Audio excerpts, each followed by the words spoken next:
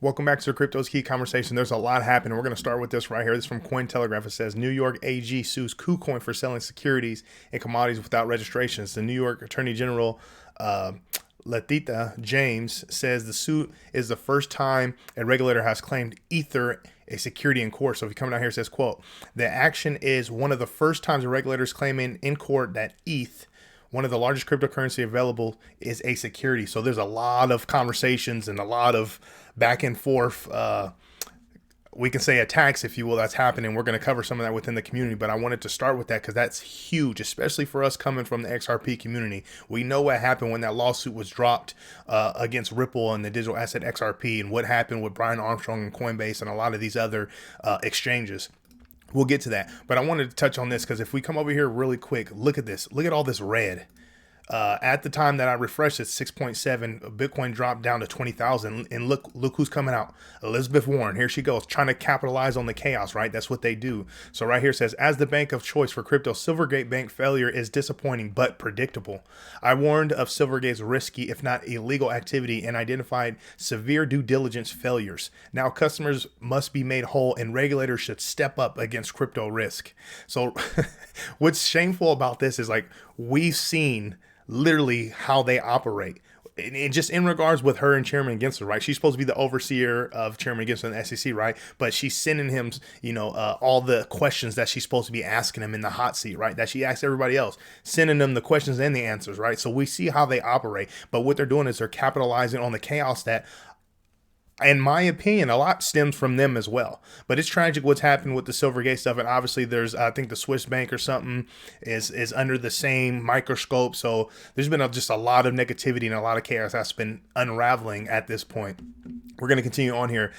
Remember, we covered yesterday talking about Chairman Gensler and his multiple emails. So Eleanor Terrett has an update here. She says, I was pointed towards a CFTC IG report for 2013 that details Gary Gensler's use of personal email to conduct agency business while he was chairman. The source, a former top SEC official, said it wouldn't be surprising if Gensler has multiple SEC email accounts. So she circles this right here. And remember, we talking about the MF Global stuff. So it says the chairman exclusively used his personal email account over the weekend while dealing with the MFGI matters from his home. In fact, it appears he used his personal email consistently for his arrival at CFTC in 2009 until the collapse of MFGI. He uses personal email so much that he carried two smartphones, one issued by CFTC with his work email and another for his personal email.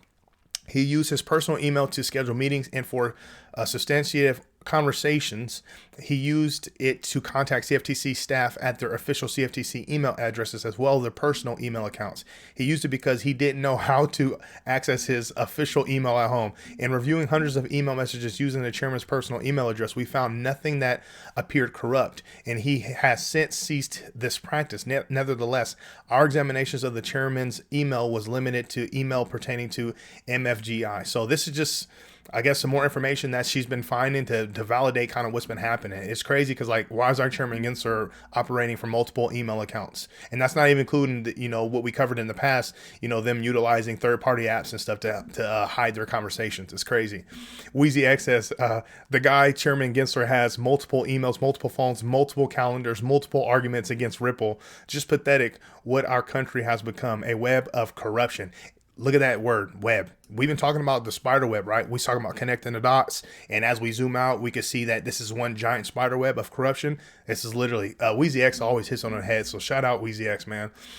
John Deaton's responding to his own crypto law says, here's Gary Gensler's comment on the legal uprising against his regulatory overreach. Quote, it doesn't protect investors, promote capital formation, promote efficiency if we have a rule overturned in court.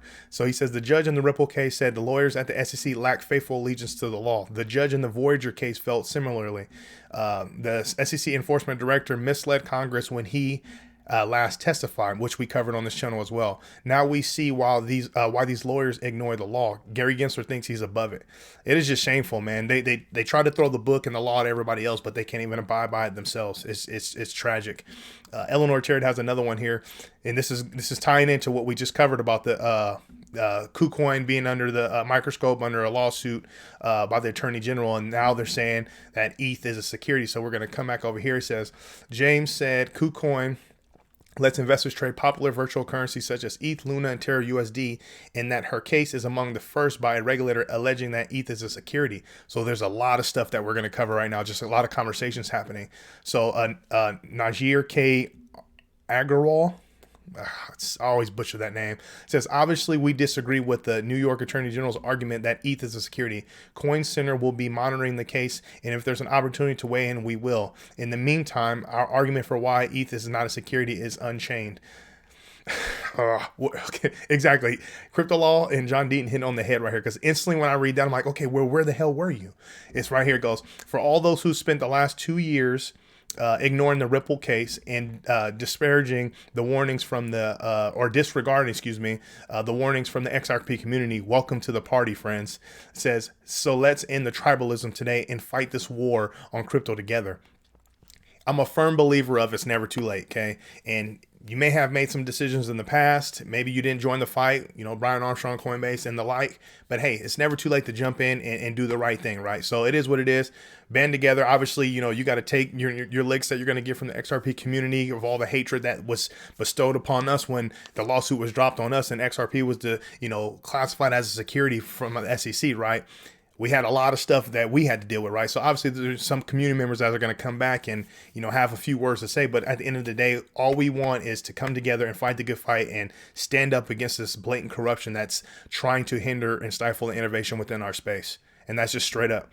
Moving on here, Digital Asset Investor says, if Ethereum is a security, are there any of these people that were in communication with Bill Hinman regarding the Ethereum free pass speech? Inside traders, if they bought Ethereum with any inside knowledge the public didn't have. So we covered this list a long time ago, but there's still been a lot of research on all these individuals on this list. And the cold part is it shouldn't be a surprise. Insider trading, absolutely. You're talking about disguised wells and all this information, and now we're seeing all these dots connecting. We're seeing more pieces of this web of corruption we've been talking about. It wouldn't be surprising if there really was some true insider trading there. Just a waiting game to kind of see if we do get some more of that information. Digital Asset Investor says, who's the crap coin now, Vitalik Buterin? So he's recovering this tweet back in December 21st, 2020. Okay, so keep in mind how careless and just out of touch with reality Vitalik Buterin was with this. Okay, there are thousands and thousands of XRP holders, right? We're getting ready to go into the the bull run of I think it was 2021, 2022, whatever that time frame was, right? And we all have these expectations like, XRP hit, $3.80 on some exchanges last cycle. I'm really excited to see this price discovery that's going to happen, right? So you got normal people like me, everyday people, got kids, families, wives, husbands, all that stuff, right? So financial goals, they've been investing in XRP in particular because of the Ripple case. And, they had hopes of, being a part of that exciting bull market and bull run and gaining all those profits and changing the financial course of their life, right? And then you have the lawsuit that was dropped, right, on the XRP community and Ripple, the company. Devastating, okay? And I'm just talking from personal experience, myself. Devastating to financial plans when it comes to that particular one asset, right? And then you have Vitalik Buterin coming. Looks like the Ripple and XRP team is sinking to new levels of strangeness. They are claiming that their crap coin should not be called a security for public policy reasons, namely because Bitcoin and Ethereum are Chinese control with the laughing emojis. It is just tragic, right? So then, and this is knowing that they had those shady backdoor corrupt and just conflict of interest deals that they had, right? Knowing that they had all the information, he had that free pass and everything, and he still wanted to poop on the community and the industry. And then Digital Asset Investor goes, who's the crap coin now, Vitalik Buterin? It's like I said, they got to take their licks too, man, and that's just the reality, right? Obviously, there's some give and take there, okay? Digital Asset Investor also says this to Coinbase. It says, hey, Coinbase, time to delist Ethereum. All it took was a sue for you to delist XRP. When delist? And this is such a powerful and true statement. It's like, okay, well, you saw the lawsuit drop against Ripple and XRP, right? Instantly, boom, off the platform. Now you're having this blatant same thing. There's a lawsuit saying that Ethereum is a security. So is Brian Armstrong going to come out and comment on this? Like, are they going to delist Ethereum? Not to say we want Ethereum to be, devastated and, we want it to just be obliterated out of existence. None of that. But it's like, if you're going to apply the same standards across the board, right, and you claim to be fairness and just for the entire industry, what's the difference? Come out and explain. I'm curious to see if we're ever going to hear something with that. It's crazy. I doubt they're delisted though, especially at this point, especially after, all the stuff that they learned going through Ripple, going through the litigation, and, Brian Armstrong and Coinbase's Lend product being shut down by Chairman Gensler, and seeing the SEC and their over-regulation by enforcement. Maybe they're going to stand strong now and be like, hey, we know this, either way, this ain't going to go anywhere until we have some, exact parameters or regulations or clarity. Like, why would we change anything? Which, of course, they can spin that narrative, but we know what's up, though. We know that that's their moneymaker. They're not going to get rid of Ethereum. But, it's strange how they just quickly got rid of XRP. It's tragic. XRP King Dojo said, well done, Vitalik Buterin. You have secret deals with the corrupt SEC, and yet New York and the SEC calls ETH a security. Remember when you laughed at us all when Ripple was in a lawsuit with the SEC? Question mark. And he's right over the target, man. It's crazy. Even Alex says something here. Alex Cobb says, New York Attorney General said today that ETH is a security in the KuCoin lawsuit. Coinbase, delist ETH, just like you did XRP. See? These wounds are still open, man. It's crazy. XRP Crypto Wolf. It's funny how New York is claiming ETH is a security, but Coinbase didn't delist it like they did with XRP. Right over the target, man. And I said tragic. Brian needs to address this. Like, seriously. You're not going to be let off the hook for this one. You can do the right thing, right? And we can stand together and fight the good fight, but you got to answer. You got to answer, some questions. Digital Ads Investor says, nobody in crypto helped the XRP army when the lawsuit was filed against Ripple over XRP. We've been in the trenches for over 2 years. I do admit that it gives me some satisfaction to watch these people finally get theirs that watched us suffer without lifting a finger. They don't deserve it. But I will do what they wouldn't do for us and fight for the industry as a whole right after I take a few more jabs. Okay, look, reading this, I read this like 5 times and I still get the chills because I feel it. It's so real, right? Just as a human instinct, right? You constantly getting beat up, pushed on, made fun of, spit on, right? Whenever the tide turns and they get some of that, of course you want to be like, now look at you. But then who I am at the core, it's like, all right, what do we really want? What's our true mission? And he really hits on the head right here. Like, he'll do the right thing, right? And we'll all stand together, continue to make content, spread information, speak the people's history and the truth, right? Keep building evidence, stand together as one against this corruption. That's the right thing to do. But he's saying, I'm still going to throw some subtle jabs, just a little bit more. But at the end of the day, when it comes to digital asset investor and, other solid members within the community that truly want, the health and welfare of the industry, they're going to stand next to Ethereum, and they're going to stand next to, Coinbase and all these other players within the industry, because we know at the end of the day, it is us versus them, meaning crypto versus the corrupt individuals that are trying to stifle and hinder this innovation in our industry. We have no choice but to stand together. Jeremy Hogan said it best. I mean, this was 2 years ago, I think. He says, we're all on the same team. We're maybe wearing different jerseys, in certain instances. But at the end of the day, all our jerseys say crypto on it. And that's the way you got to see it, man. This is a video that Riz put up, and it's talking about XRP and just the power behind it. I might skip this one because I want to play the one at the end. But just know that it's coming, and I'm excited. I'm excited about it.